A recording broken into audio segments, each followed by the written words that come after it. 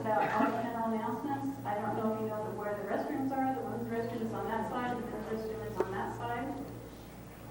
And I'd like to introduce our, I don't know if it's still a master of ceremonies or mistress of ceremonies, Karen Oswald. She works for the Central California Conference. Do with plumbing. And so we put him that first time repairing plumbing in bathrooms. And every time I would walk by him, he would say, but I really want to be an electrician. You know that wherever Harland goes, Betty goes. And so Betty came, and Betty is a great painter. As a matter of fact, any of you have any rooms or garages or exteriors you want done, Betty can definitely straight and paint with the best of them. We also share I might paint everything in the house. We also share her with the kitchen, and so those of you that have had those wonderful chocolate chip cookies when you're at camp meeting, Betty's probably made them. And so we just are really grateful. I will tell you that we have had Harland be an electrician. Next year we let him dig holes in the ground and repair wires for the army hookup. I gotta tell him one thing, you know. No, you don't get it. She made a plumber out of me. She did. So that's when I first learned that all that list of stuff he said he could do, he made some of it up.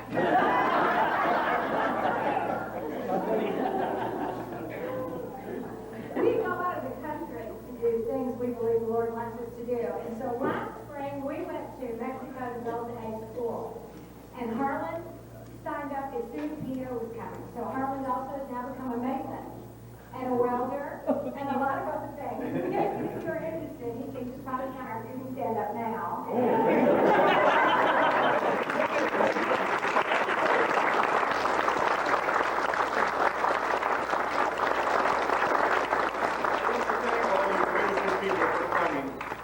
You don't know how my heart really beats when I see you all here. You so many friends here.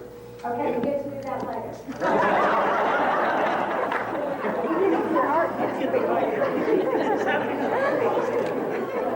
Oh, boy.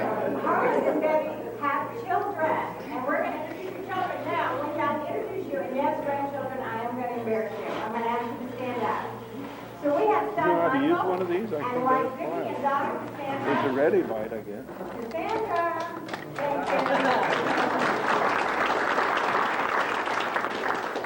We have daughter Sherry and husband Tom, and boys Jason, JT, and Randy.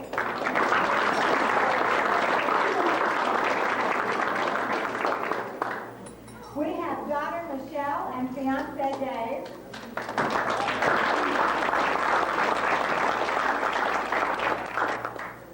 Now, son Harland Gregory, and that's how we will refer to him the rest of the evening, so as not to confuse Harland and Harland Gregory. Harland Gregory and his wife Cindy are not here because they are awaiting the birth of their second daughter, which is any day now. No, their first daughter. Their first daughter, sorry. Second child, that's the point. Okay. We are going to have a wonderful day today, and I just want to thank all of you for being here. We're going to start with 1963. So I'm wondering if she is the person in the room that has known them the longest, with the exclusion of family. Anybody know them since before 1963? Okay. You are not, you're almost adults.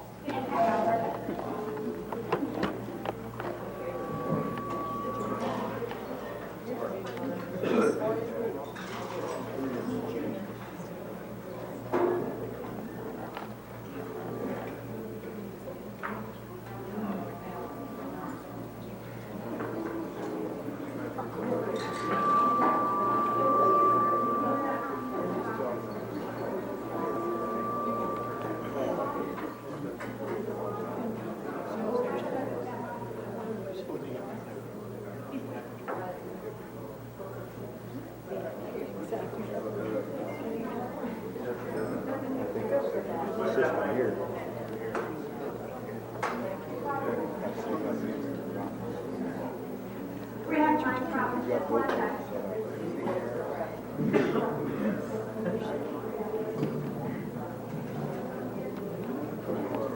They say to do with the camera when you finish taking all the pictures. What? Have all the time instead of being required. Yeah. She wanted to know if I was going to be in the sound next year. That's what we were thinking of that. Oh, yeah.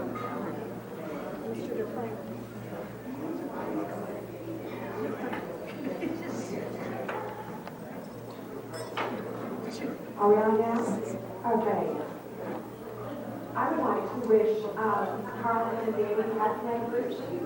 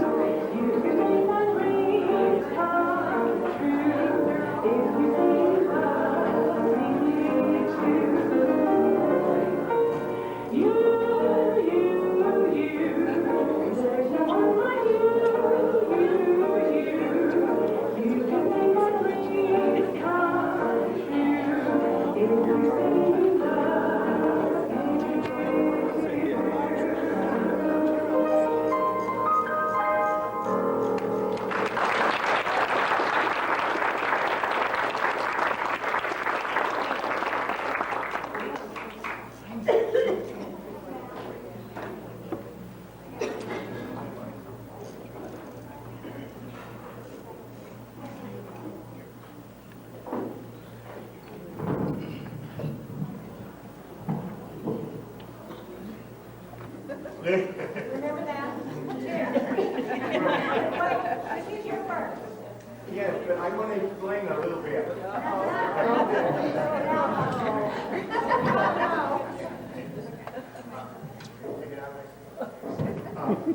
I wanted to explain a little bit to you about songwriting. Now, songwriting is my favorite hobby. My first hobby, or I guess you can call it a hobby, is I like to love the Lord. I like to love God so much. He makes beautiful flowers and beautiful birds and so many beautiful things for each of us to enjoy. And so I would say that that would be my first priority over everything. But I would hope that each of you here today would have a favorite hobby, and God would bless you as much as He's blessed me. Because when you write songs, a lot of times you're isolated, and you have to become isolated because you have to put input into the song, and so you need to maybe sing in the shower, or in this case, I wrote a song this year with the Pistorestes, and I drive truck, and so when I drive truck up and down the 99, well, I get isolated in the truck. So I wrote a trucker song. Okay. Now, this song had its beginning when we went to Europe. It's called Raindrops. Okay? That's the name of the song, and it's a gospel song. And I've flown many, many times across the United States, but I never wrote a song because my business took me all over the United States. And when somebody's pulling on my pants. I think it was my wife. Before she pulled on my coattail the last time I sang a song, but now she's pulling on my pants. But anyway,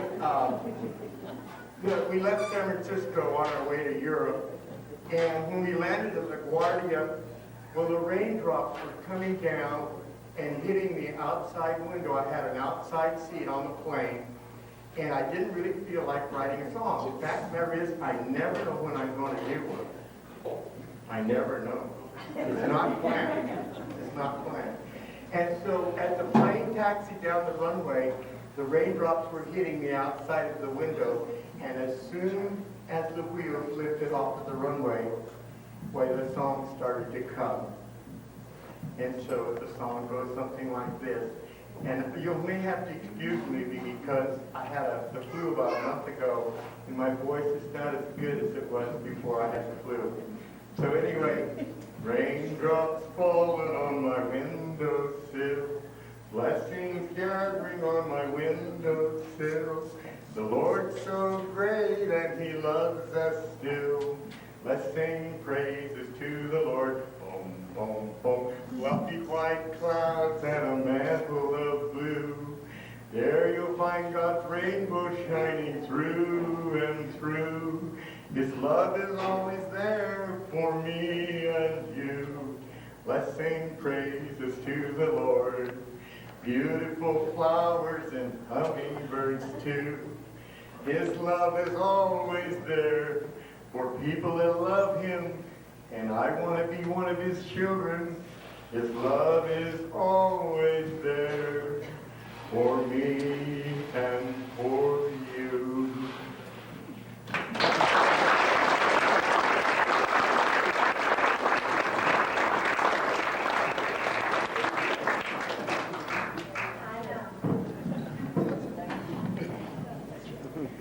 Is a long, long time to be married, isn't it? It's wonderful. It's a marvelous accomplishment. But you know, actually, Bob and I think, have them beat. They've been married 50 years. We've been married 70 years. And he had a 30-year marriage. I had a 30-year marriage, and we've been married 10 years. That's 70 years, isn't it?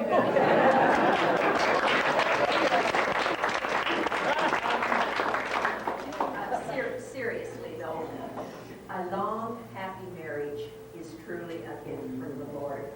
And we wish Harland and Betty many, many more years of a happy marriage. I have just a few thoughts on marriage. It says marriage resembles a pair of shears, so joined that they cannot be separated, often moving in opposite directions, yet always punishing anyone who comes between them.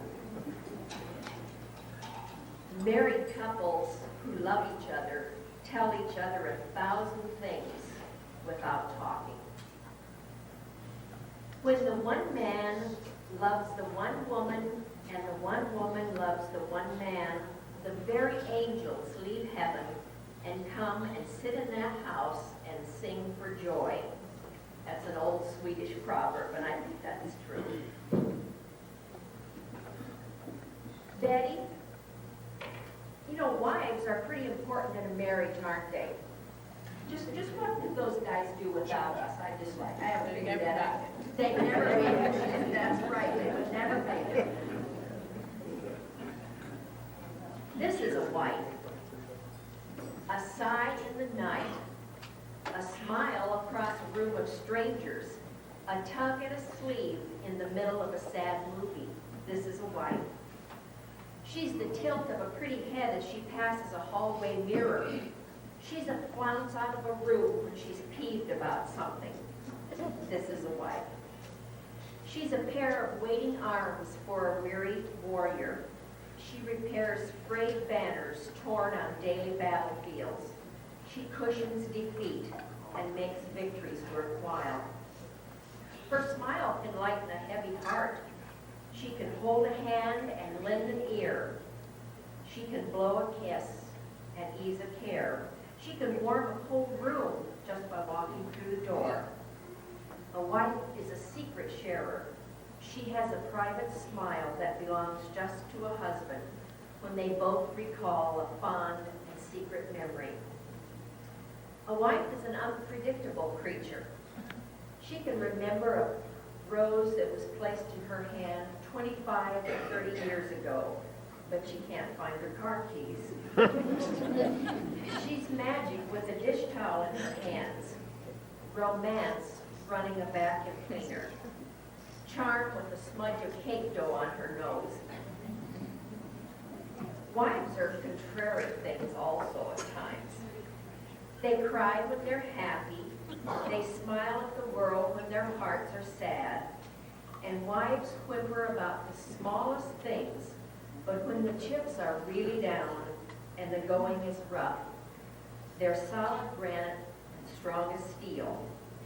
A pair of blue eyes with faith shining out, a head of soft hair that bounces when she runs, a soft pout when things go wrong. This is a wife. A vixen when she feels in an impish mood, an Amazon when strength is needed, a clinging vine when a man needs to feel strong. A sweetheart through all the years of a man's life, a helpmate when the load grows heavy, a friend when all other friends have turned away, an apologetic smile when the checkbook doesn't balance, a frown when a man is late for work, late from work for dinner, contentment when the day's work is done and the night falls and every member of the family is safe under the roof of a happy home. This is a wife. Wives are expensive luxuries and worth every dollar and kiss they cost. Then we have also a few thoughts about the husbands, and I'm sure that as much as we wives like to think that we kind of run things, I'm not sure how we get along without you guys. You're pretty important too. Very important. Another thought here about some wives. This is advice for all you fellas and for Harland, but I'm sure Harland doesn't need this advice. And Billy Sunday said one time, try praising your wife, even if it frightens her at first.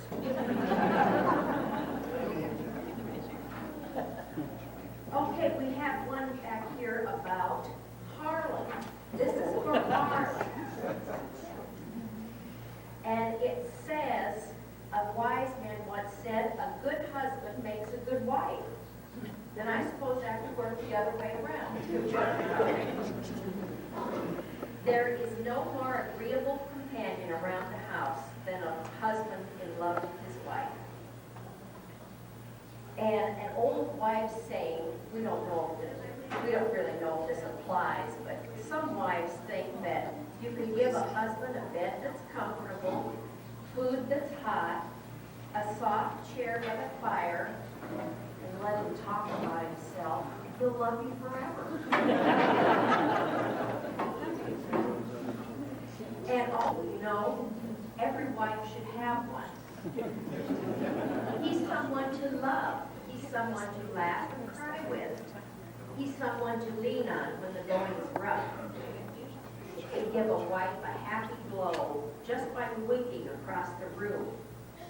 He's someone to share small secrets with. He's always handy for a wife to tell her troubles to, and he's always available to share the blame when things go wrong. He's a bit of a heartache at times, but he's also a big batch of happiness. He's a husband. He's a mystery. He laughs when he's worried, and he growls when he's feeling good. Couldn't figure that out. Never figured that out. And he worries about things like mortgages, insurance premiums, and college for the kids. He worries about wars and the cost of making a living, and the tires on the car, and about mowing the lawn and fixing the hole in that back screen door. Husbands can also be contrary. He can drive a wife crazy all day long and then make her feel wonderful by just giving her a little boyish grin. And husbands sometimes leave clothes on the floor, they mess up bathrooms and rumple up the morning paper. I was just observing that this morning. Sometime I'm going to get up very early and I'm going to read the Sunday paper when it's all neat and in the right order. But he's a solace in the night. He's tenderness when a wife needs tenderness. He's strength when a wife needs strength. He's a husband, and he might possibly forget an anniversary, but he never forgets to bring home the paycheck. He can make a wife feel young, even when she isn't anymore, because they both share a love that started young. Neither party of a young love ever grows old in each other's eyes.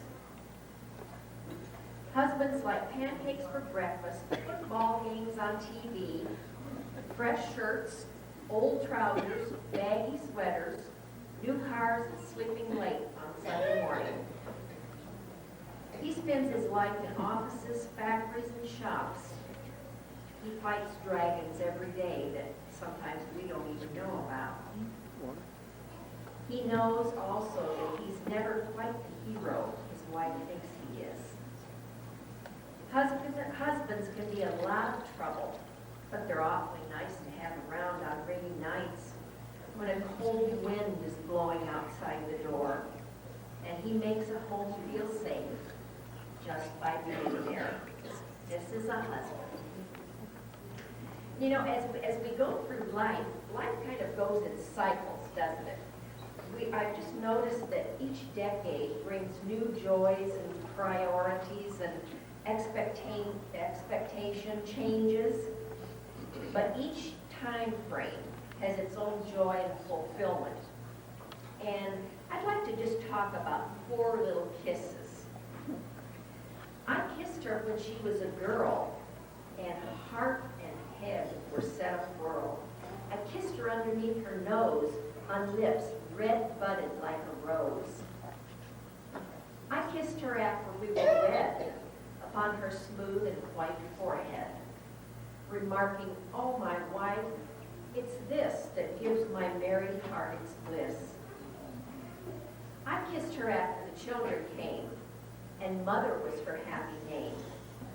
Of joy I need no more to seek, I said, in kissing her dear cheek.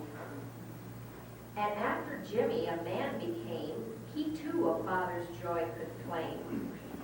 Then they called her Grandma. What a name to win. Then I kissed her on her double chin. Congratulations, many, many more.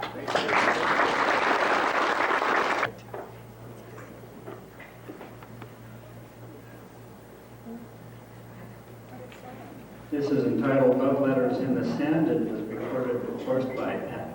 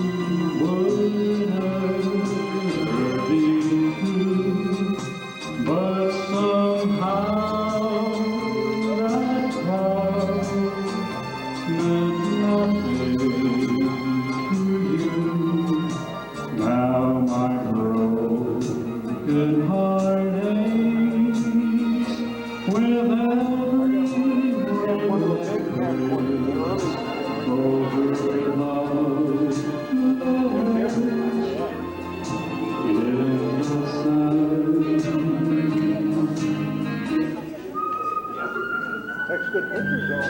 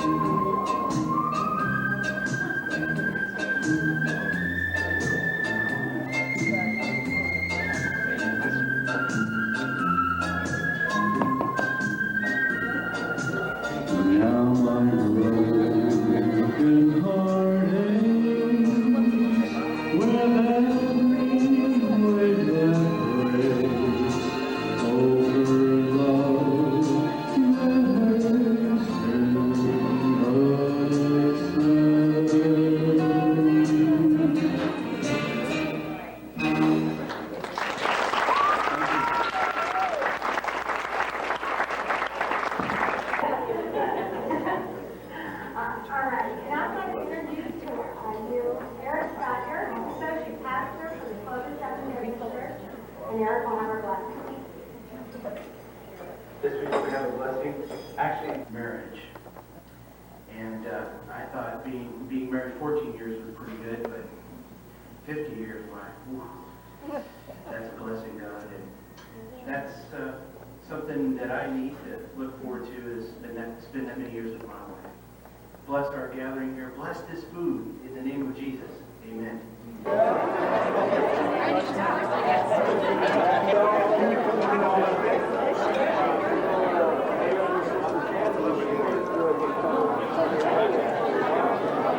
Oh, pretty. I went through all that. I sat down on the floor.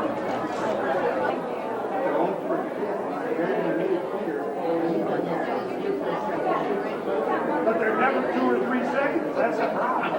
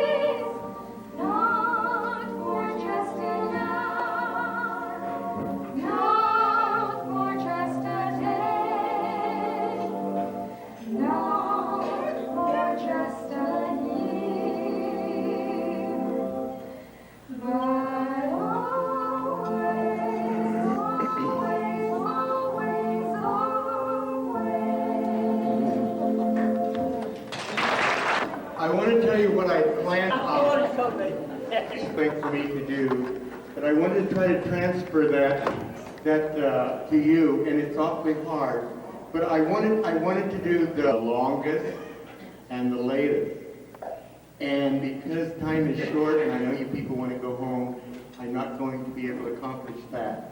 But as you go out today, there will be a list of songs that I have done. Some of them are uncompleted. There'll be about 10 there on the little paper. And so if you would like to take the paper home with you, and there's some recording probably coming up around the corner,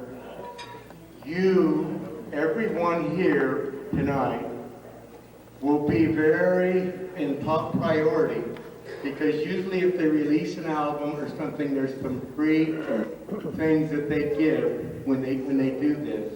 And so you people here tonight are going to be, if this ever happens, if the Lord blesses me this way, you people here tonight are going to get the very first things out.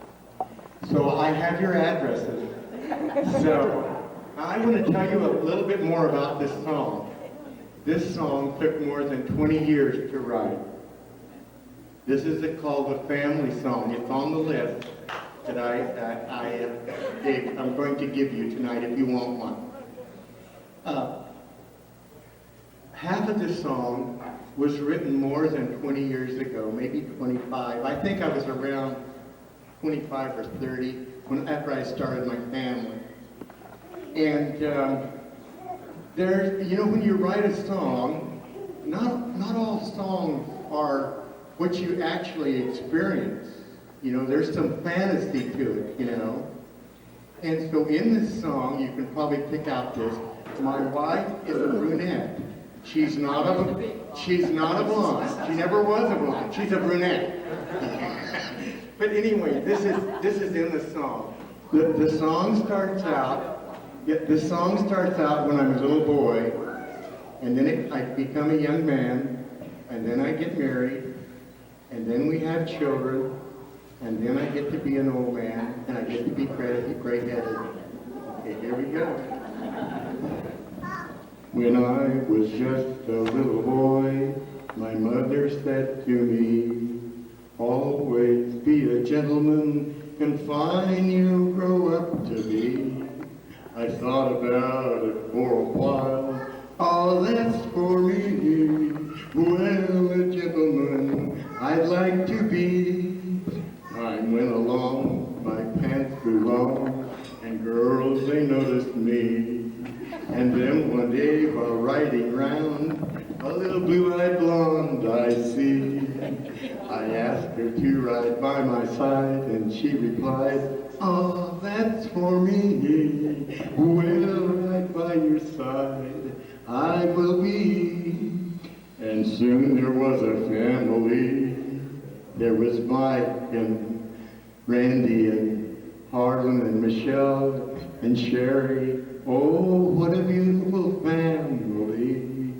And now they say I'm getting old and wrinkled and gray.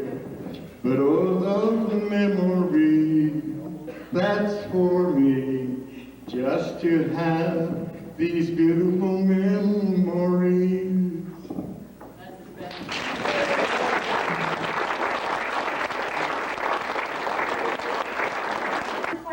1931 in Selma, California. She was born to Stella Mae and Sherman Privet. She was raised in the Fresno and Selma areas along with her brothers and sisters. And as I say your name, would you stand so we can see who you are? Selma, Pauline, Virgil, Nadine, Oren,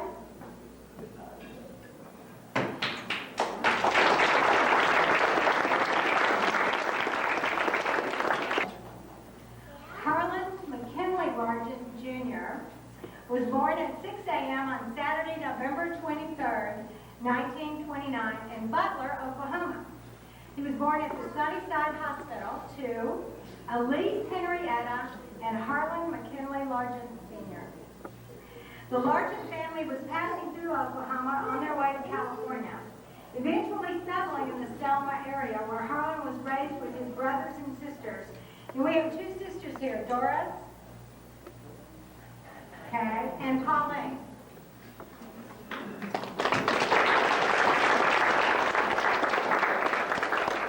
Leonard could not be with us, and Lois is deceased. Harland's brother-in-law, Vernon Ward, remembers. In the Blue Eye, Missouri area, Harland started school in 1935. He loved the woods and streams where he loved to fish. One time he rigged up a fish hook made of a safety pin, and he caught a fish. He was so proud of his accomplishment that he ran all the way to the sawmill where his dad worked to show off his fish. I have a feeling that was the beginning of things for you, Harland. Was that anything to do with plumbing? I'm just wondering. There's another story from Vernon. One night, Harland was asleep on the floor of a log cabin where the family lived. A log cabin, really? And he apparently had a dream, and he dreamed there was a bear outside. So he woke up to tell his dad that there was a bear outside. And from then on, he's been teased about that. And I wonder if that's the beginning of your story. I don't know, but when you're little like that, a bear's a pretty big animal. The family moved to Selma, California, where they worked in the vineyards on Huntsman. Harland's sister Doris remembers that he was cute and had a winning smile even then, and he liked school. He was also glad to help his mother after school with the janitor chores. He enjoyed swimming in the ditch with his brother and friends and playing with marbles. Betty and Harland's lives crossed paths when they attended the Walnut School. Betty was in first grade, and Harland was in second grade, an older man. It was there that they got their first glimpse of their future together when they used to play house with Betty's cousin, Eldred. She was my girlfriend. And I was a baby. That's it. They didn't get it right. Harland was the dad, and Eldred was the mom, and Betty was the baby. Betty's friend, Mary, recalls that she met Betty when she was 12 years old. Betty lived with her parents, who was Mary's sister's neighbor. And while Mary had to move away for a while, she returned to live with her sister and next door to Betty. They became close friends. Mary says, "We walked together to the bus stop several blocks away, and we rode the school bus to Fowler, where we attended the high school.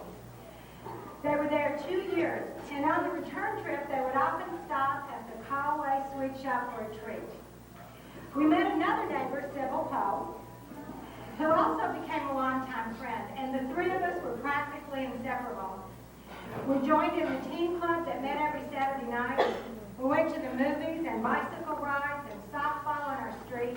We tumbled in Betty's front lawn where there were members of her family sat and visited. We went roller skating and ice skating and swimming and enjoyed going to the park. And we attended church together at the Callaway Methodist Church." Sybil remembers, "We were 3 teenage girls growing up in a small California town. We had parents who could offer little thrills but plenty of love. We didn't care. It only cost $1 to ride the bus, and maybe sometimes we would walk or share a taxi home. In our rolled-up jeans and bobby socks, we had more fun than anyone around. Putting peanuts in our Cokes at the old sweet shop, skating at the roller rink, dancing at the shack, or stealing a kiss with our best beau at the picture show. And remember the thrill when Frank Sinatra came to town? We spooned with all the rest. We knew every song that was played on the radio. We would spin our records on the record player or listen to the jukebox. And we fell in love with a new boy every week." There was laughter and tears and friends, and we were friends. We have good memories, quite a few. And when we graduated from high school, we all got jobs in town. Vernon Ward picked up the story, Harland's story. After serving in the Merchant Marines, Harland returned to Selma, where he went to a dance.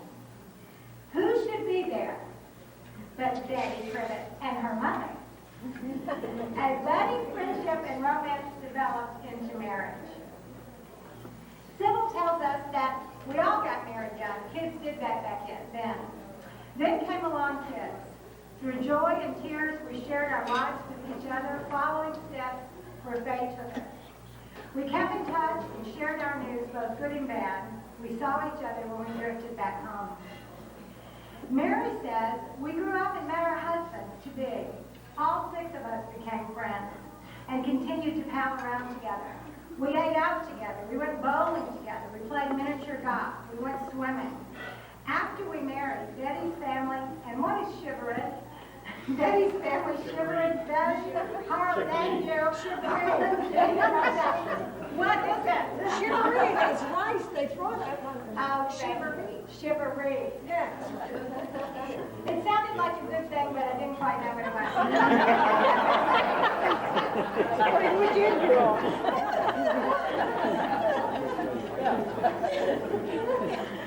Okay. Our wise woman Dixie said sometimes it wasn't a good thing. There you go. Betty and Harland had 5 children. Sybil and Dale had 3, and Jean, Layton, and Rose, Mary, myself, had 4. We spent many evenings at home playing games together when our oldest children were small. And after several years, Sybil and Dale moved to Arizona. Betty and I prepared many meals together. Our spouses worked outside on projects where our children played. Betty and Harland were married on October 24, 1949 in Fresno, at Betty's parents' house on Boyd Avenue. Mary Reynolds was the maid of honor, the only attendant, and Betty's brother Virgil was the best man. They started their married life together, renting a house at 3566 Butler Avenue. And Harland states that in their entire married life, he has only paid $36 in rent. Build a house right away. I'm real curious about that part. They were blessed with 5 wonderful children. Michael, Randy, Sherry, Harland, Gregory, and Michelle. Families were important to them, and they wanted a full house. Vernon says, while attending school at San Jose State College, my wife Pauline, which is Harland's sister, remember, persuaded me to visit Harland and his family. While there, Harland took us to a canal for a swim. You really like swimming, don't you? You smirch marine days. Like to see who would like to swim. After this visit, Pauline was convicted to send the Signs of the Times magazine to the largest. The Signs of the Times magazine is a magazine that talks about the wonder of the gospel and the wonder of Jesus, and it's produced by the Seventh-day Adventist Church, for those that don't know. Later, a friendship developed with the Martin Anderson family, and Bible studies were given. Baptism at the river followed. At Harland's request, he found the spot that he and Betty were baptized. Mary Reynolds has a special letter to you. We moved to Sacramento when I had the responsibility of raising my children alone. Betty and Harland were always there for us.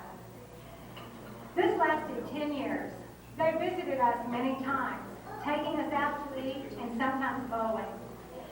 When we visited Fresno, they let us stay with them in Clovis. We always enjoyed attending the Clovis Seventh-day Adventist Church. After we ate lunch at the church potluck or in their home, we would sometimes go caroling to a rest home or taking a box of food to the needy, taking a gift to a person in a hospital, or going to Avocado Lake. Before sundown, we always had worship in the front room.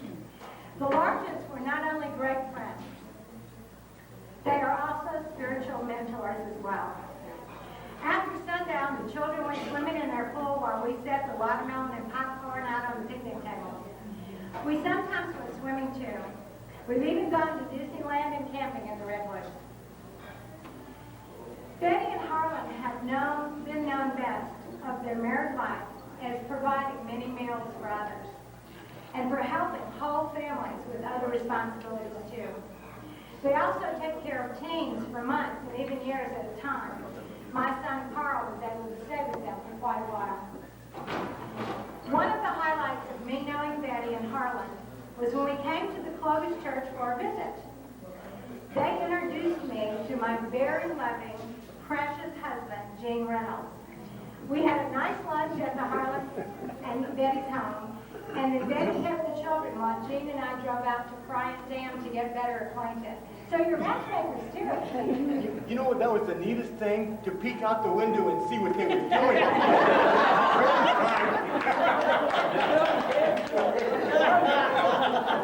My Lord makes a marriage fit. And I just love to tease them about it. Oh, it's really. That evening, they took us out to eat in bowling, and that was the beginning of a great life. We dated 1.5 years before we married 22 years ago.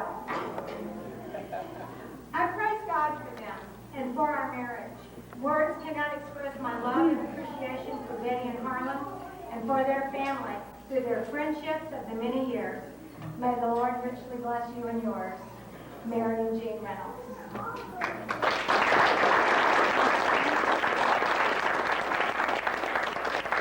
History. After Harland and Betty's baptism, the older boys attended the Clovis Church School. They went to Monterey Bay Academy, which resulted in the first of their children graduating from there. This was an influence on our family to send our children to Monterey Bay as well. Through the years, our two families have visited each other and become well acquainted. We would go on outings, get together for Christmas, Thanksgiving, and weddings. There were always special occasions, which usually involved children. We loved attending together. We would also meet at camp meetings, which it became a yearly habit for the largest and the wards for a number of years. And Sybil reminisces, where did the years go? The kids are all grown and on their own. We still get together when we can, although we have trials here and there. We have aches and pains, we've got plenty of them. And when we get together, there's still a twinkle in our eyes. We're giddy and happy as we were back then. One of the last times we were together, Betty, Harland, Jean, Mary, Dale, and myself had dinner at a restaurant in Fresno.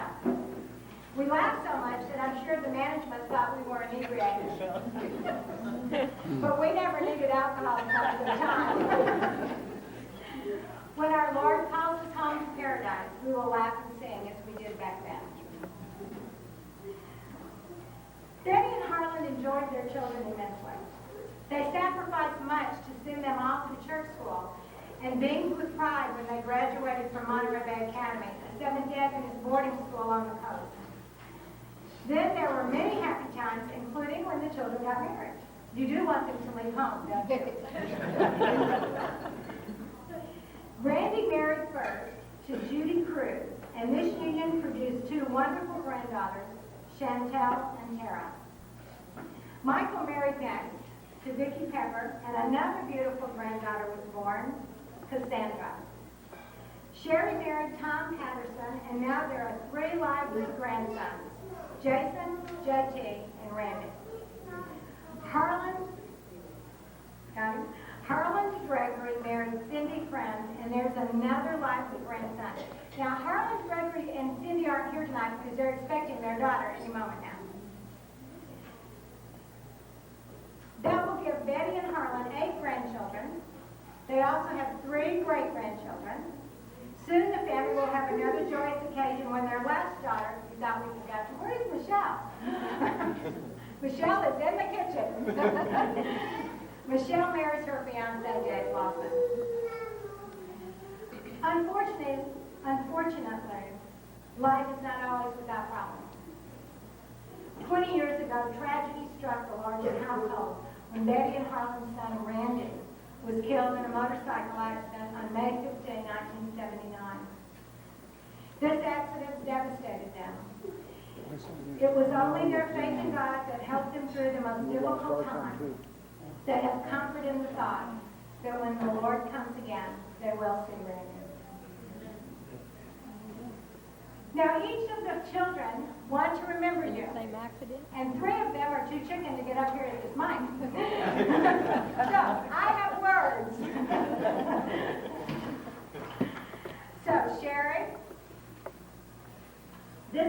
Sherry remembers growing up in the largest family. Growing up, it was often my job to empty the trash and burn the trash. I really loved burning the plastic box. I would jab the burning plastic with a stick and hold it up in the air, watching the flames drop like plastic balls. Mom was sure I would turn into a pyromaniac. And I was frequently punished for that. Unfortunately, I did not grow up to be an arsonist. Or fortunately, I was going to read the sentence. Mom and Dad took us to Avocado Lake for many refreshing swims. I can remember the fun camping trips when Mom and Aunt Mary. I still enjoy camping today because of those women. The largest kids all learned what hard work meant. Shoveling that cream of tartar to 50 and 60-pound bags. That's horrible. Beautiful. At 10 They didn't say anything about the mouse that ran out of the bag when I stole the bags. No, we don't have that part here. I thought I was made of money at 10 cents a bag. I don't regret the hard work. It has helped me so much in my life. Mom and Dad sacrificed to give all their kids a Christian education, and I appreciate all they did without to provide for us that wonderful education. My dad is one of the most generous people I know, and my mom is one of the best listeners. Growing up, many times I would ask my dad for 25 cents, and he'd always give me 50 cents. My mom and Aunt Pauline Carly have helped Tom and me with my weekend babysitting so many times. My mom does not sit either. She will come to my house and immediately see what chores I have not finished, and right away she'll go to work. Cleaning, folding, and sweeping. And you can visit me anytime. You want my address? I know it. That's why you're such a good volunteer. Michelle. And she needs to be in here when we're reading this. Michelle! Think that'll work? Michelle, we're reading your word. This is our baby. This is a baby. This is our beautiful daughter. We're just with them, yeah. Growing up in the Largent household wasn't the easiest thing in the world. Aren't you glad I brought you in here for this? Growing up in any household isn't easy. There were frustrations, disagreements, and disappointments. But growing up in the Largent household was the most lovely thing in the world. Now, I know you're asking why I would use the adverb lovely to describe this experience. I'm using it in the context of how love is a verb. It's an action word bestowed upon others. I learned this action from two of the most lovely people I know. My parents. They acted out this emotion every day of my life. Towards each other, they lavished it upon children, and they spread it around to the world, all around our family. I was the baby of the family, so I probably had more materially than my brothers and sisters, because my parents were enjoying more profitable times in their lives when I came along. I also was in the position to observe how my parents had already raised and treated the ones who came before. I not only saw how my parents treated me, but I saw the love and the hope they had for all the others.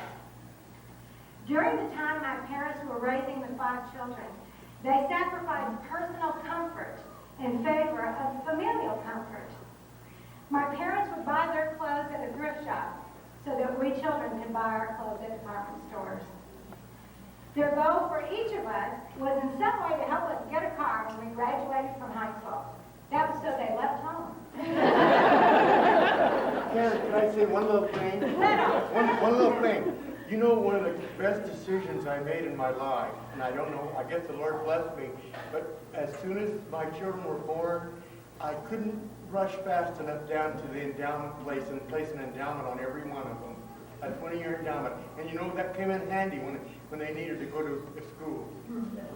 So I would recommend that for any of you here that you have children or young children, go down and put an endowment on them.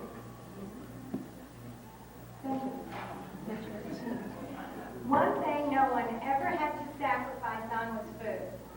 Mother kept the cupboards and refrigerator full of food. This need to keep everyone well fed was something she told me was left over from growing up a child with depression. My parents' charity didn't stop with the caring of their children. Their union has helped many lives around them.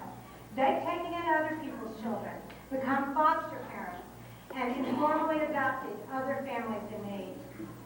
They've demonstrated that they truly feel part of God's family, having brothers and sisters throughout the world. Yes, being reared by the Largents was an adventurous thing, an adventure that I'll cherish throughout my life. I take a breath now, excuse me. Haven't we got wonderful children? Yes, we do. Now, Harland Largent, remember, is not here. And on the notes to this, it says he's a prolific writer. This would be true.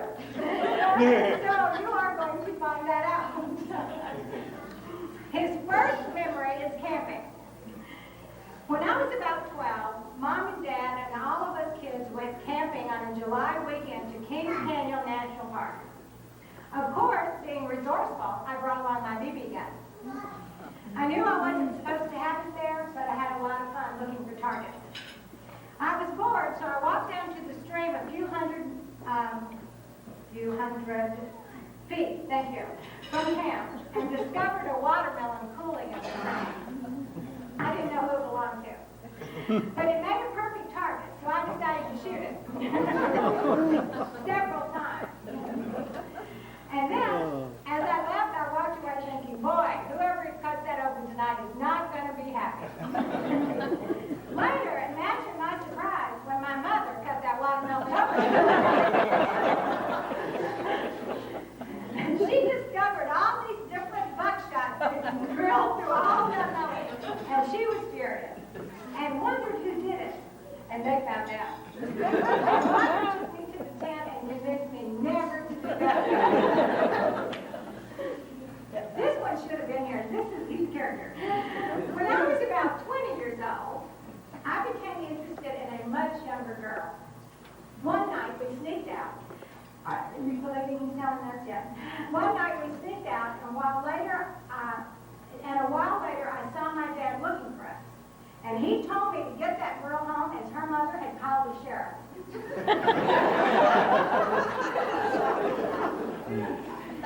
When we got to the girl's house, my mom and dad pulled up behind us. I didn't know what to say, so my dad did what he does best. He started talking. That's a good one. He lectured me, he yelled at me, he talked to the girl's mother.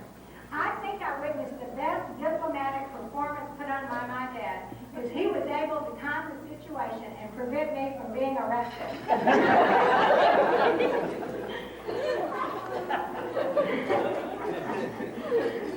I learned that evening that sometimes when you are basically a good kid, and that you get yourself in a jam, your dad sometimes has to step in to bail you out. And that's exactly what my dad did, and to this day I'm happy he did it. I also learned the importance that if all else fails, just keep talking.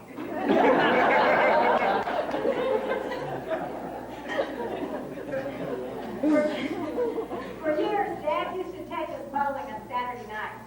And I had a lot of fun, but I wasn't a great bowler. I needed better coordination.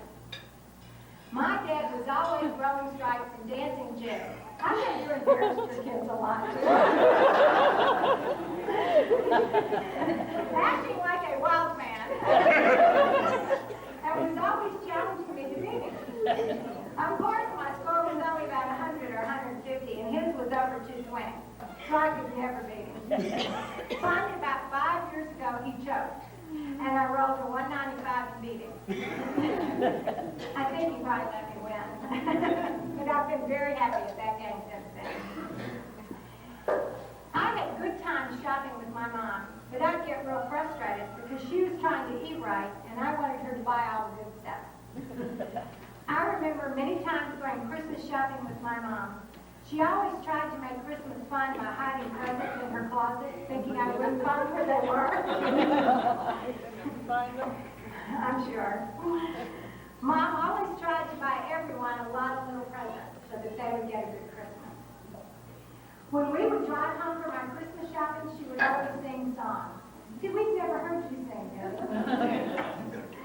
Like Silver Bells, and it meant a lot to me. I can't carry a tune in the bag and get some. I remember Mom's Sabbath lunch. It would consist of tortilla delight. Are you moaning? It's wonderful. Yes. I always look forward to this type of meal because it has all kinds of tasty ingredients, and I always wondered where you got that recipe. Friday evenings, we would always have spaghetti and French bread. I always look forward to that kind of supper because she can make it taste so good. They all knew that Friday night was spaghetti. I didn't have to think about it. When we would go to camp meeting, Mom would spend $200 or more for the veggie meat, and I must admit that I have acquired a taste for that stuff. For those of you in the room that have never had it, you acquire a taste for it. I love the smell of striplets flying in the morning, and every time I eat at a restaurant, I will try their veggie burger just to see who's is best. There's your mom. My mom's always wins. You know, Harland likes food, because he writes about Thanksgiving dinner. He said, my mom makes the best Thanksgiving dinner. She always knew just what to make. That would be turkey, pumpkin pie, and lemon meringue pie. Now, that is a balanced meal. We have a few other things. And here's another food story. I remember Dad would always bring me a Dr. Pepper. Wherever we would be working real hard on a hot summer day, loading a van or shoveling cream or tart. It seemed like that was his solution for everything. Hey, bud, you want a Dr. Pepper? How about another one? The Henry kids gave Harland a Dr. Pepper with a nipple on it first. He drank so many of them. Sometimes I remember drinking 5 sodas a day. They must have gone to the bathroom a lot too. One day I was upset because Dad said he wasn't going to drink Dr. Pepper anymore, and he hasn't. How come? Uh-oh, now I still drink Pepsi, but that was my diet. Okay. I can't drink the sugar no more. There you go. A health reason, that's okay. I remember a few years ago, my dad told me that Cindy and I should have children because you don't want to miss out when you're old. Now that I have my own, almost 2 kids, I realize that what he said was right, as I can't imagine life without them. They bring joy and love to your life, and they motivate you to work hard. One day, my dad and I were loading a container full of tartar to be shipped to Japan. I took it to the weighmaster, and he didn't calculate the weight correctly and said that it was 10,000 pounds short. And I didn't check it. I took the container back to Dad and told him what the weighmaster said. He was upset and said, was I sure the figures were correct? And I said, yes. So we loaded another 10,000 pounds on that container and took it back to the weighmaster, who then said, it's 10,000 pounds too heavy. My dad was really upset then. And we wasted almost a whole day loading extra cream of tartar to a container. I, from that, learned to check out what people say when they try to present something to me as the truth.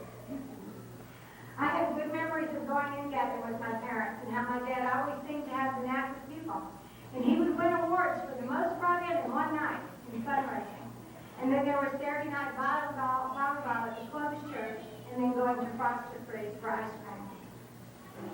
One time when Dad and I went to Oakland to deliver a container for a seagoing vessel, we slept in the back of the container and some security guard tried to close the doors on us while we were asleep. We were almost shipped to Japan.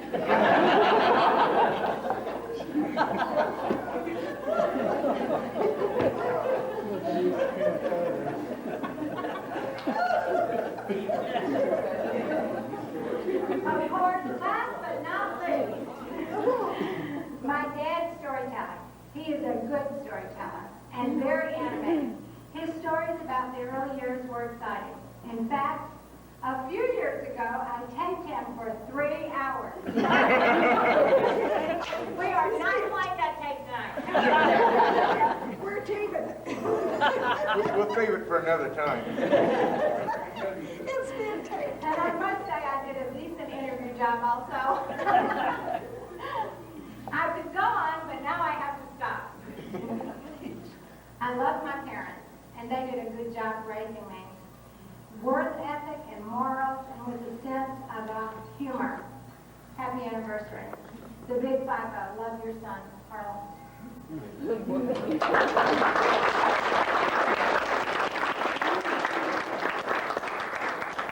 Michael Larkin is presenting his own tribute. And you taught that.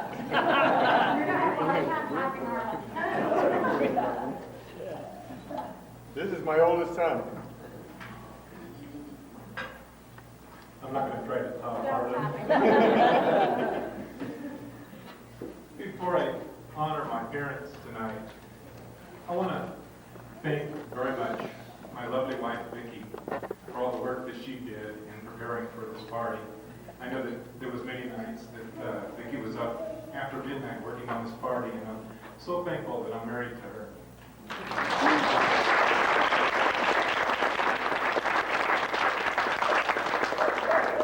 And then up again at 4 in the morning to get ready to go to work.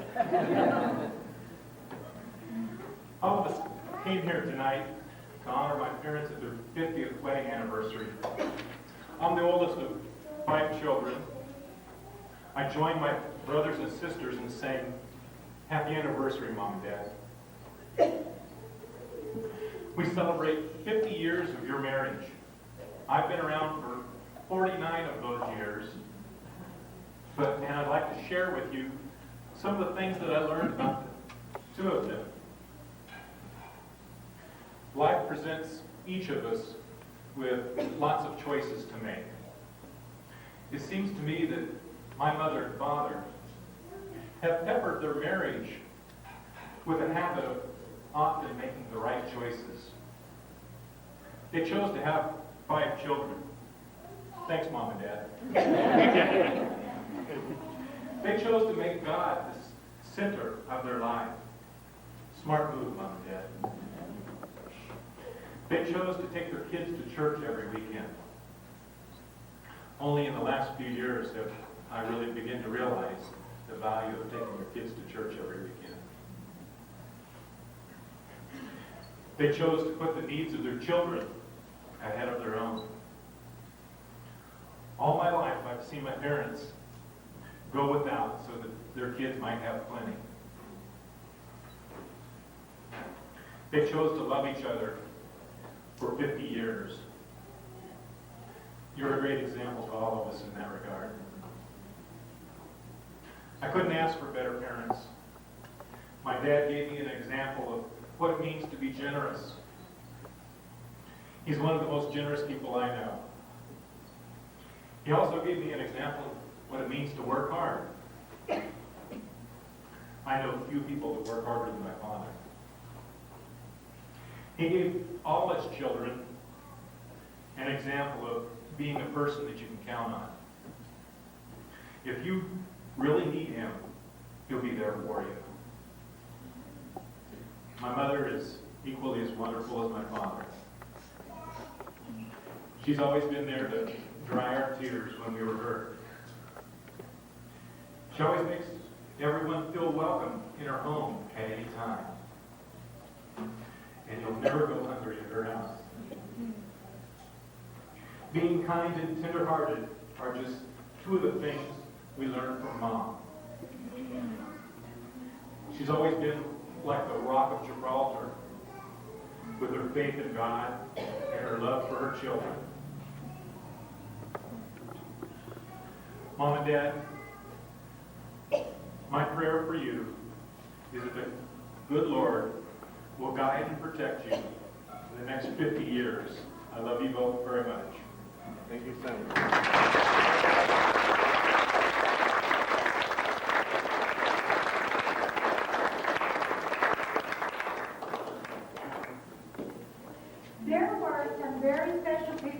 couldn't be here tonight because of scheduling conflict. So they have sent their greetings in writing. So Michelle's going to share the first. Michelle's going to share two of them. This is from Bart Boxer from the United States Senate, and it's to Dear Mr. and Mrs. Largent, please accept my warmest greetings as you celebrate your 50th wedding anniversary. I send my best wishes for a memorable day. It is a pleasure to join your family and friends in offering my sincere congratulations. As you celebrate this special milestone, please know that your commitment to each other is an inspiration to many. I hope that you continue to have many more years of happiness together. Enjoy your day.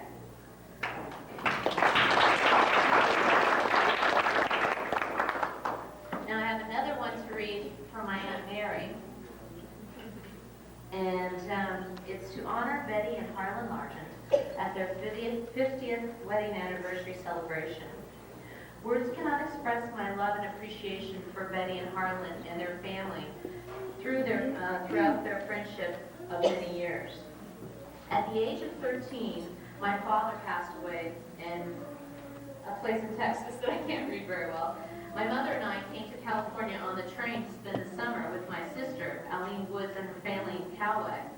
I first met Betty Privet Largent when she was 12 years old.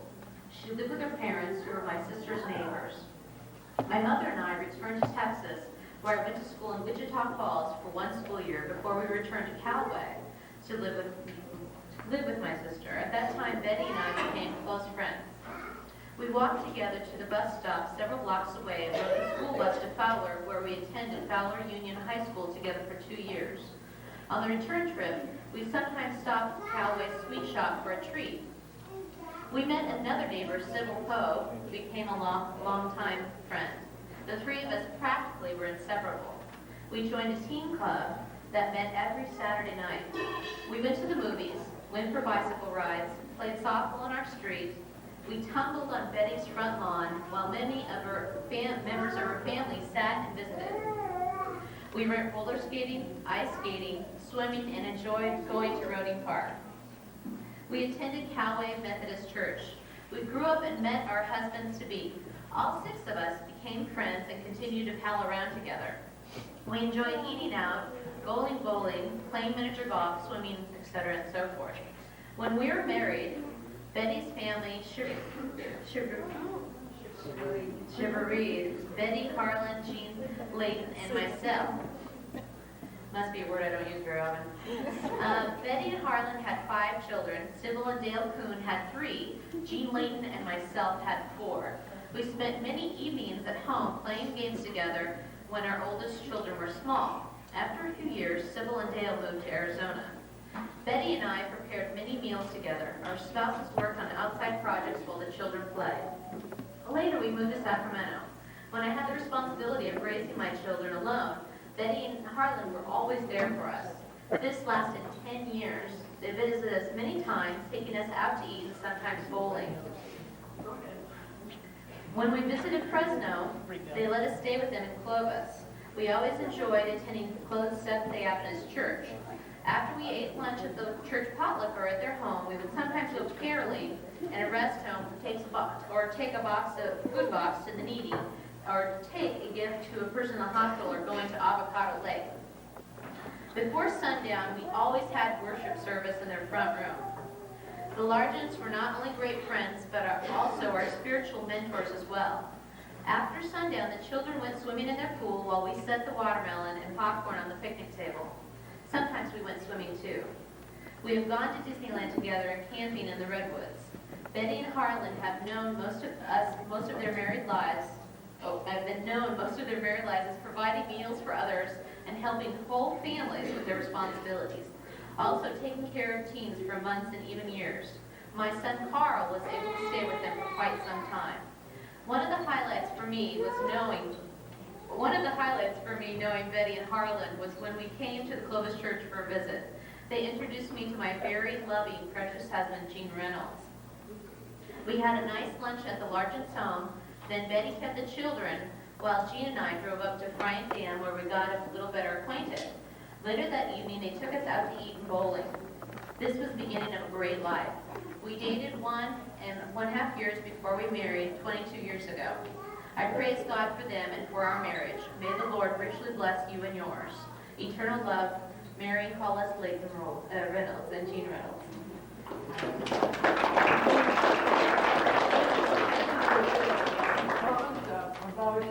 In 30 to 60 days, 3 days later, came the divorce.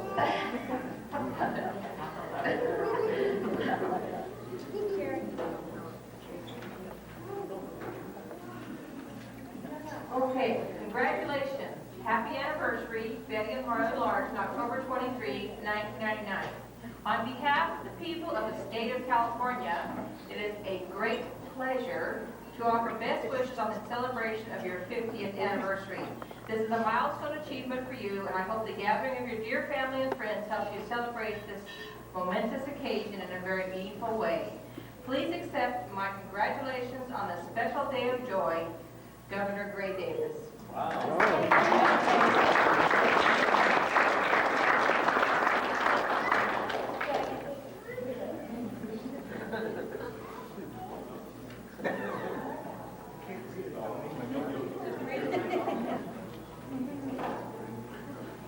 Congratulations from both of us on your wedding anniversary. We're pleased to join you in observing this impressive milestone in your marriage, and we hope you will enjoy many more years of love and companionship. Bill Clinton, Hillary Rodham Clinton. Any prayer with any comments? It's tempting, though. Okay, Harland and Betty, your kids love you very much, and they're happy to have hosted this anniversary party for you, and so will you join me in congratulating?